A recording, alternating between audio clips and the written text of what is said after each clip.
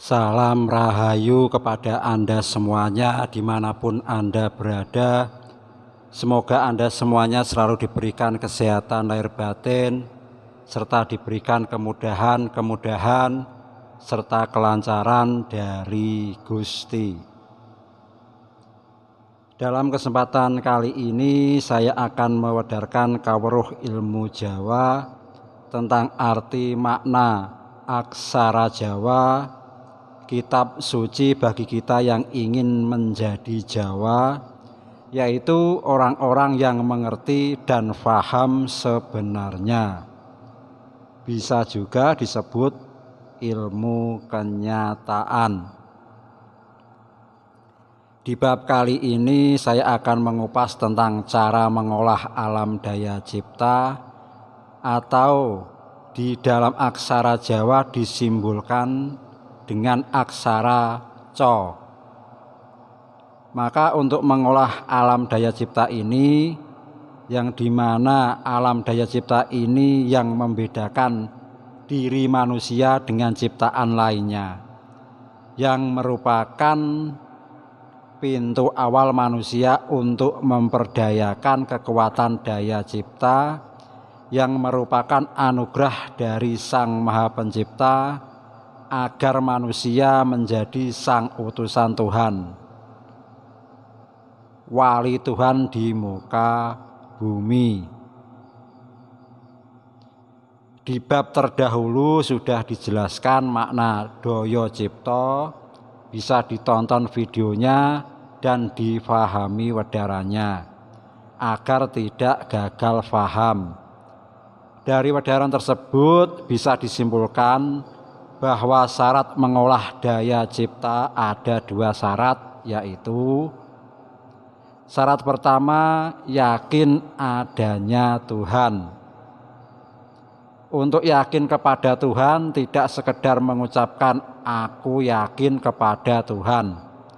Ini adalah pelajaran anak TK dan SD yang bila dijelaskan panjang lebar akan bosan, mengantuk.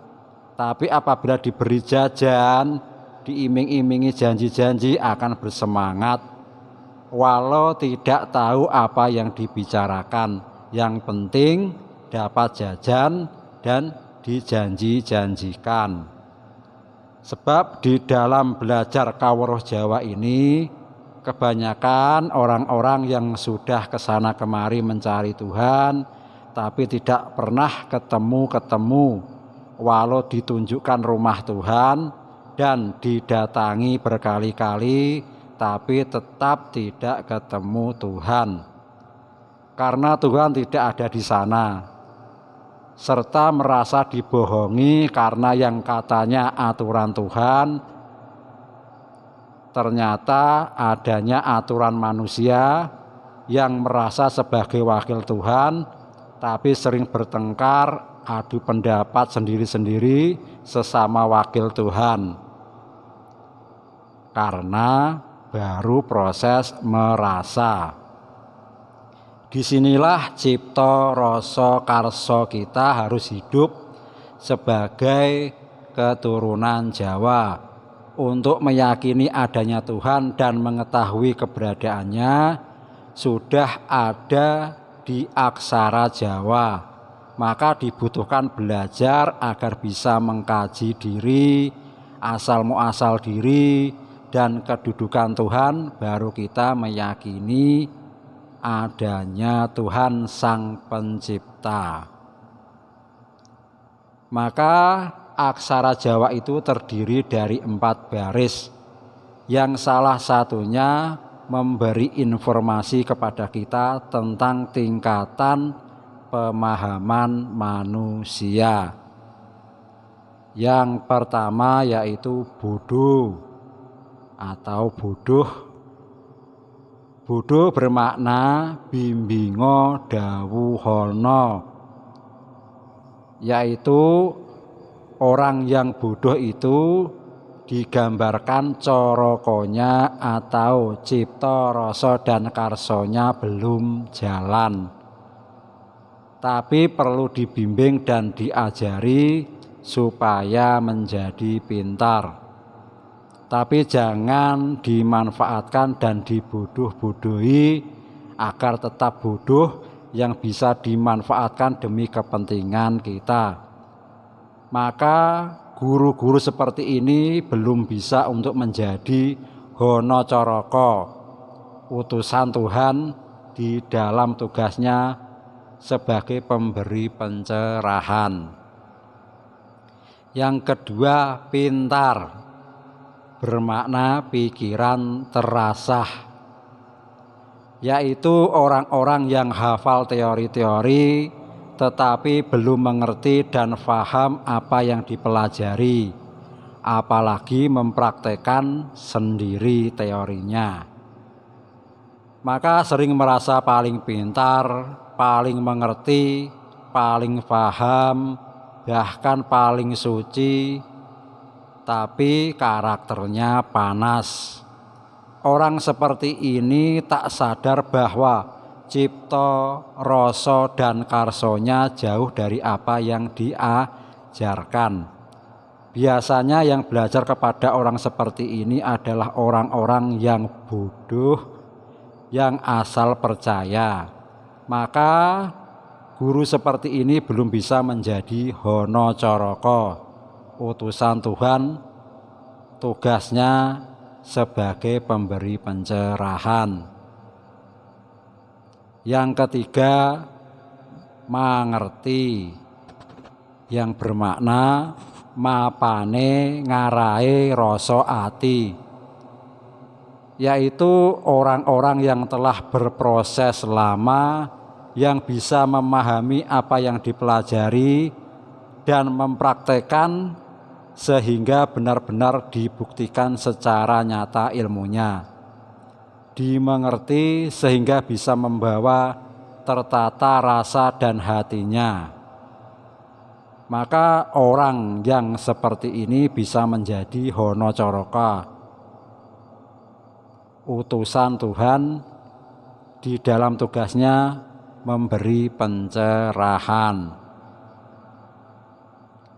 Yang keempat, waskita, bermakna awasing kita, yaitu orang-orang yang sudah mencapai tingkatan tinggi dalam memproses dirinya sehingga mampu mengawasi dirinya sendiri dari kesalahan-kesalahan yang merugikan untuk dirinya maupun orang lain.